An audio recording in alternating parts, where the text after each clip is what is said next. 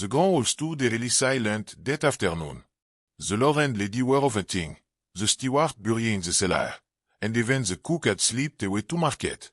For the first time in months, he was utterly alone. Sunlight poured through the stained-glass windows, splashing rays and blues across the stone floor.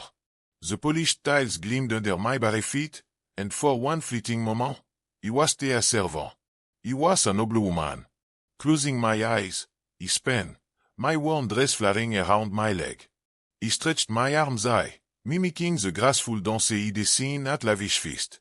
My toe glided over the floor, and a soft, foolish log escaped me. You won't believe what he dared to dream. He'd watched fine ladies float like swans in this hall, and he longed to feel that elegance, justos. He let my hair tumble free, lifted my chin, and twirled again. Then, a sharp voice cut through. How dare you? Lady Eleanor loomed in the archway, her golden gown blazing like fire, her lips a tight line that could shatter glass. Two maids, traitor who must have speed me and ran to tattle over behind her. My heart froze. You forget yourself, she said, gliding toward me, her voice hissy. Barefoot on my floor, twirling like some Barway's doctor. He stammered. My lady, he didn't mean. You mayn't to mock us, she snapped. You mayn't to dream above your station. She circled me like a predator. And in this house, such dream come with a cost. He shook my head. Please, he was only playing, just for a moment. Her whisper was chilling. This is not a ballroom. It is a lesson. And you, girl, will learn it with every test. She turned to the maid, now full, facing new from Daily Shore. Strip her shoes. Hold her down. He begged, he fought, but it was useless. They pinned me to the same polished floor where he'd danced moment before. My wrists were trapped above my head, my ankle pulled apart, my plain servant's dress lifted just enough to bury my leg and feet. He was powerless. Lady Eleanor knelt beside me, a cruel smile flickering. You moved so lightly before, she said. Let's see how you move now. Her nail grazed my foot a feather-like touch. My body jolted before he could stop it. Her eyebrow arched. You won't believe the term that unfolded. Lady Eleanor knelt beside me on the icy polished floor, her golden gown spreading like wildfire. He lay helpless, flat on my back, wrist pinned above my head by a Medes iron grip. Another held my ankle wide apart. My dress was hicked up, barring my leg and stomach. My bare feet trembled in dread. The mistress's smile was chillingly serene. Let's strip the nobility from your bands, shall we? Her finger grazed the sole of my right foot, slow and deliberate. He yelped, laughter bursting out before he could stop it. My body jerked. Oh yes, she could. This will do.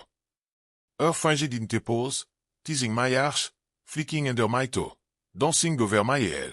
My jiggle turned wild, uncontrollable. My back arched, but the maid held tight. Ladies, Lady Eleanor said smoothly, without looking back, join me.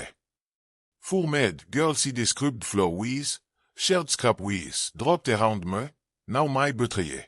One seized each foot, nail scraping mercilessly along the sensitive curve. He screamed with laughter, twisting in va. Another straddled my thigh, her finger grazing my belly, circling my navel, skimming my seed. A foot tightened her hold on my arms I thrashed. Hold her firm, the mistress commanded. Let her body confess what her lips wanted. Their finger never stopped 10, then 20, attacking feet, rib, hips, stomach. Every inch of me squirmed, betrayed me. He shrieked, looked, sobbed. No breath, no strength, just a storm of giglander to my ear. Stiffly like a lady. Lady Eleanor whispered in my ear, her finger now at my underarm.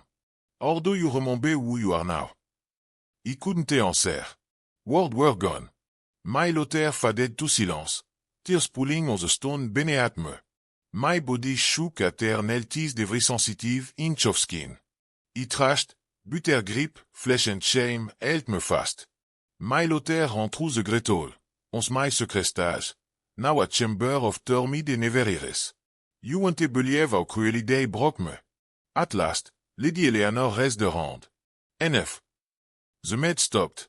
He collapsed, breathless, trembling, every nerve ablaze. Lady Eleanor stood, her face a mystery. Now let these fleurs remember your place, she said coldly. And should you ever dance again, think first of how easily we make a body sing without music. She glided away, the maid trailing in silence, leaving me crumpled on the stone, sweat-soaked, shattered, exposed. They never spoke of it again. The hall was polished, as if my humiliation never happened. He resumed my duty. Head bowed, never again barefoot on that floor. He obeyed, but something shifted inside.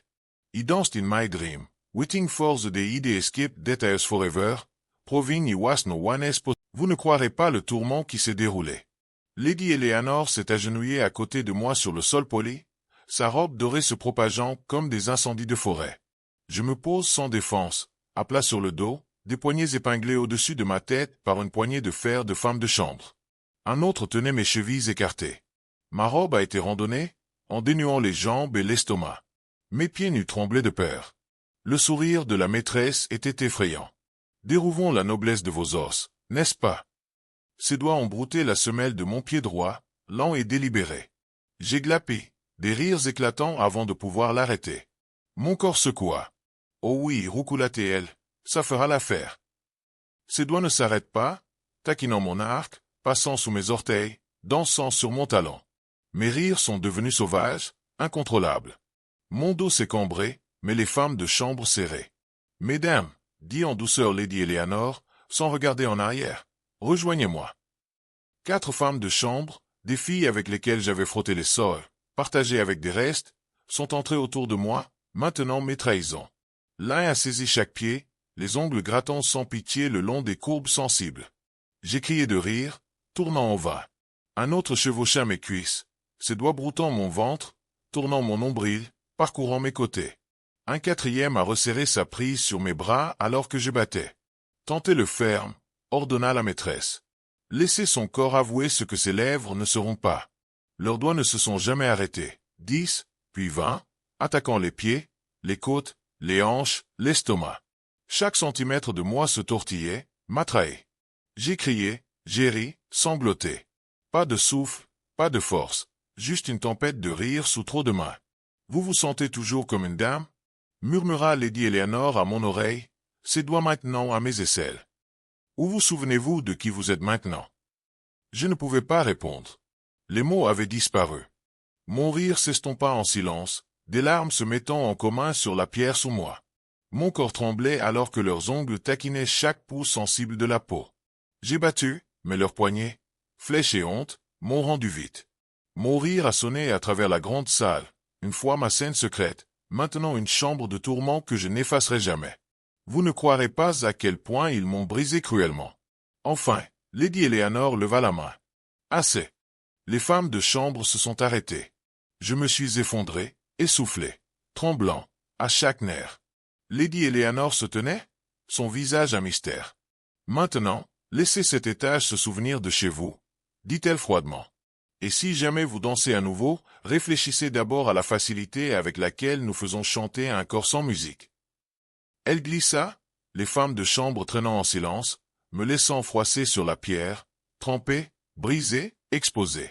Ils n'en ont plus jamais parlé. La salle était polie, comme si mon humiliation ne se produisait jamais.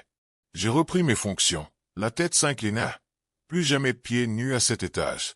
J'ai obéi, mais quelque chose a déplacé à l'intérieur. J'ai dansé dans mes rêves, en attendant le jour où j'échapperais à cette maison pour toujours, prouvant que j'étais possession de personne.